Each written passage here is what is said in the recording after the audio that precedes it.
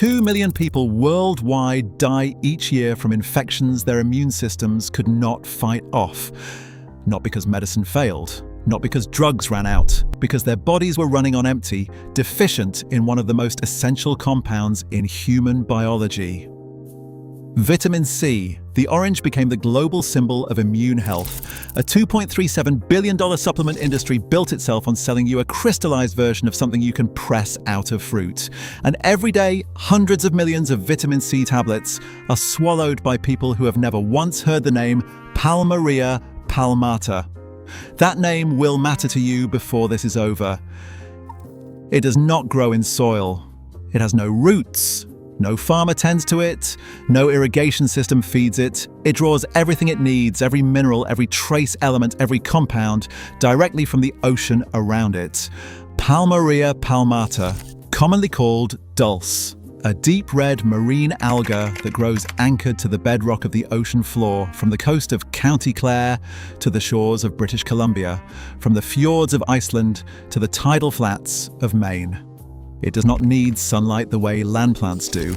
It does not compete for soil. It asks nothing from the earth beneath it. It converts seawater into one of the most nutrient-dense food sources ever formally studied in human nutrition. A 2024 analysis published by the National Institutes of Health found that Palmaria palmata reaches protein levels of up to 35% of its dry weight, comparable to legumes. It contains all essential amino acids. It carries EPA fatty acids, iodine, calcium, magnesium, potassium, iron, and a full suite of B vitamins. And in its dried form, it contains vitamin C concentrations that, when compared to the commercial pasteurized orange juice that most people are told to drink, register at approximately 40 times higher. That number is not a marketing claim. It is what happens when you compare a wild organism that has spent 400 million years developing its own biochemical armor against the full force of the ocean, with a product that is flash heated, stored in cartons for up to 12 months, and sold from the shelf of a grocery chain. The first recorded human use of dulse does not begin in a laboratory. It begins with a poem, written in 563 AD, attributed to Saint Columba, an Irish monk from Donegal who had just crossed to the island of Iona in what is now Scotland. In that poem, dulse is not a curiosity, it is not a supplement. It is a daily staple, listed alongside catching fish and giving food to the poor. For Columba and the monks who followed him, dulse was simply what you gathered from the rocks each morning before the tide turned. But that tradition did not begin with Columba. Archaeological evidence confirms that coastal populations across Ireland and Scotland had been eating edible seaweeds for at least 4,000 years before anyone wrote a single word about it. It was food before it was documented. It was medicine before it was studied. Iceland formalized it first. In 961 AD, the Icelandic sagas, the chronicle of Norse history and legend, describe sol, the Old Norse word for dulce, as a highly valued food resource. By 1150 AD, dulce had grown significant enough to appear in Gragas, Iceland's oldest surviving law book. The legal code states without ambiguity that it is perfectly legal to collect and eat another man's dulse when traveling across his land. Read that sentence again. A plant so essential to human survival that 12th century lawmakers carved out a specific right to harvest it from someone else's property. Not grain, not cattle, seaweed. The Celtic warriors of pre-Roman Britain carried it on military campaigns. Viking sailors packed it on ocean crossings that lasted months. They understood something that took Western medicine another 800 years to formally acknowledge, that dulse could prevent the disease that was quietly killing everyone who went to sea. That disease was scurvy. From the 15th to the 18th century, scurvy killed more sailors than storms, enemy cannon, and shipwrecks combined. One British naval expedition in the 1740s, led by Commodore George Anson, lost 1,300 men out of 2,000 to illness, and the overwhelming majority to scurvy. Men whose gums liquefied, men whose healed wounds reopened as if the sutures had never been placed, men who lost their teeth, their hair, their ability to stand upright, and finally their lives. The British Royal Navy formally adopted citrus rations in 1795 after Dr. James Lind had identified the connection with one of medicine's first controlled clinical trials in 1747. It took the Navy nearly 50 more years to act on his findings. In the interval, an estimated 2 million sailors perished across the age of sail from a deficiency that the Norse had been preventing with tidal seaweed for 8 centuries. Not with a pill, not with a supplement, with something pulled off rocks at low tide by bare hands. Modern science spent a long time catching up. When it finally arrived, it arrived with force. 2021 saw a systematic review in the journal Nutrients, indexed on PubMed, that analysed vitamin C concentrations across 92 seaweed species, reviewing 132 separate data entries. Dulse ranked among the strongest performers. Specimens testing at the 90th percentile registered 2.06 milligrams of vitamin C per gram of dry weight, 206 milligrams per 100 grams. Organic dried dulse assessed by independent nutritional laboratories in the same period returned values of 84 milligrams per 100 grams serving, representing 93% of the human daily recommended intake from a single portion. A fresh orange contains 53 milligrams per 100 grams. Fresh fruit begins losing its vitamin C the moment it is picked. It loses another fraction to mechanical juicing, another fraction to heat pasteurization, and another fraction to the months it spends in refrigerated distribution before it reaches a table. Dry dulse is shelf stable. Its vitamin C is locked at harvest. No heat, no oxidation, no distribution chain degrades it. A tablespoon of dried dulse flakes carries bioavailable vitamin C that a $2.37 billion industry is currently selling you in a capsule. The vitamin C is only the beginning. A 2019 study published in the journal Antioxidants, NIH indexed and peer-reviewed, used primary human neutrophils to test an extract of Palmaria palmata against live inflammatory markers. The extract suppressed TLR4-mRNA expression in a dose-dependent way. It reduced the gene expression of TNF-alpha, interleukin-1 beta, interleukin-6, and the chemoattractant interleukin-8. In plain language, it downregulated the molecular machinery that drives chronic systemic inflammation, the same machinery implicated in cardiovascular disease, autoimmune conditions, and neurological deterioration. No synthetic drug, no patented compound. A cold water extract of a red alga that grows without soil or human involvement. In 2025, research published in the International Journal of Food Science and Technology examined bioactive peptides from Pacific dulce, Palmaria mollis. Hydrolysates derived from simulated gastrointestinal digestion demonstrated inhibitory activity against 2 specific enzyme targets, DPPIV and ACE1. ACE1 inhibitors are an established class of pharmaceutical drugs prescribed globally for blood pressure management. 6 bioactive peptide candidates from dulse showed both anti-inflammatory and DPPIV inhibitory activity simultaneously. 6 from a wild seaweed, without a pharmaceutical sponsor and without a single Phase 3 trial. Oregon State University took notice early.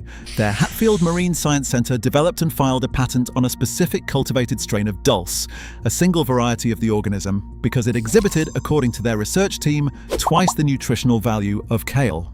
Kale was then commanding a global superfood marketing empire. The Oregon State team was looking at something with twice the nutrient density. They patented one strain. The wild organism still grows on every rocky North Atlantic coastline without a claim attached to it. And beneath all of it runs iodine. Dulse contains 557% of the human daily recommended intake of iodine per 100-gram dried serving. Iodine deficiency remains the world's single largest preventable cause of intellectual disability, according to the World Health Organization. 2 billion people are estimated to be deficient. The thyroid cannot synthesize its essential hormones without iodine. Metabolism, body temperature, heart rate, and fetal brain development depend on a supply that the majority of people in industrialized nations are not consistently getting from their diets. The closest thing to a free, perpetually renewable ocean-grown solution to that deficiency grows on rocks at the edge of 2 ocean basins. It needs no farmer, it needs no fertilizer, it needs nothing from you except the willingness to know it exists. Here is what a patent cannot cover. The ocean, the rocks, the tides. the genetic architecture of Palmaria palmata, which has been refining its biochemistry for 400 million years without instruction or intervention. You cannot patent a wild organism. You cannot patent a process the sea has been running since before trees stood on land. You cannot file a claim on tidal seaweed and charge a fisherman in County Clare a licensing fee. And that is precisely the problem. No patent means no exclusive market. No exclusive market means no return on investment. No return on investment means no pharmaceutical sponsor. No pharmaceutical sponsor means no large-scale clinical trials. No large-scale clinical trials means no regulatory review pathway. No review pathway means that dulse, with its vitamin C, its anti-inflammatory peptides, its iodine content, its ACE inhibiting hydrolysates, cannot legally be positioned to compete with anything manufactured under a corporate patent. This is not a conspiracy. It is a structure, a regulatory and financial architecture built to reward innovation that can be owned. A wild red alga that requires no soil, no input, and no intellectual property claim simply cannot be owned at the base level. It grows freely, and the industry has no mechanism to monetize what grows freely unless it processes it first, packages it, brands it, and sells you back a fraction of what the tide delivers at no charge. The Great Famine of 1845 to 1852 recorded this principle in human bone. Historical and archaeological accounts confirm that dulse, along with channeled wrack and Irish moss, was eaten by coastal communities during the famine years when the potato crop failed. People close to the shoreline survived. Populations isolated from the tide with no access to what grew freely on coastal rocks did not. One survivor from Northern Ireland, speaking to the BBC generations later, described watching her great-grandmother, a one-eyed widow, collecting dulse from the shoreline. Back then, she said, there was nothing else to eat. Not a supplement, not a pharmaceutical intervention, the tide. The global seaweed supplements market is valued at $1.5 billion today, projected to reach $3.2 billion by 2033. Every dollar of that market is selling you a processed, packaged, labeled version of something that still grows without cost on any rocky Atlantic coastline. The markup is not for the seaweed, it is for the container, the distribution chain, and the clinical trial that was commissioned on the isolated compound, not the living organism. Dried dulse is available from coastal harvesters in Ireland, Iceland, Nova Scotia, Maine, and the Pacific Northwest. It is sold as whole leaf dried seaweed and as flakes. In its simplest preparation, steep 2 tablespoons of dried dulse flakes in warm, not boiling water for 5 to 8 minutes. Cover the vessel while it steeps. Boiling destroys vitamin C through thermal oxidative breakdown. Covering prevents its escape as steam. Strain and drink the liquid. The softened flakes can be eaten directly or added to food. Dried dulse can be added to soups, blended into smoothies, crumbled over rice or salad, or eaten raw as a snack, exactly as Celtic communities have been consuming it for over 1,000 years, and exactly as Norse sailors consumed it at sea to keep their teeth in their heads. One caution that matters: dulse's iodine content is exceptionally high. For individuals with pre-existing thyroid conditions, particularly hyperthyroidism or autoimmune thyroid disease, consult a physician before incorporating concentrated seaweed into a regular routine. Iodine in appropriate quantities is essential. In excess in sensitive individuals, it can disrupt the same hormonal balance it is otherwise designed to protect. Start with half a tablespoon once per day. Allow 3 weeks before adjusting the amount. There is something worth holding before you move on. The ocean covers 71% of this planet's surface. Seaweeds generate roughly half of the world's atmospheric oxygen. They have been feeding human populations on every coastline since before recorded history. They carry no patent. They require no fertilizer, no pesticide, no soil, no irrigation, no capital investment of any kind. They are the largest continuous living system on Earth. And in 2026, we are still being sold vitamin C in a plastic bottle. The knowledge was never buried. It was simply never monetized. The monks of Iona knew. The Norse sailors knew. The women who gathered seaweed from the shoreline during a famine that killed 1 million people knew. Now you know. If this opens something in you that you were not expecting, share it with one person before the day is over. Leave a question or a discovery in the comments. There is more in this subject than a single video can hold. If you want the work to continue, subscribe. Because the ocean has preserved this for 40 million years, no shelf label has ever fully told you.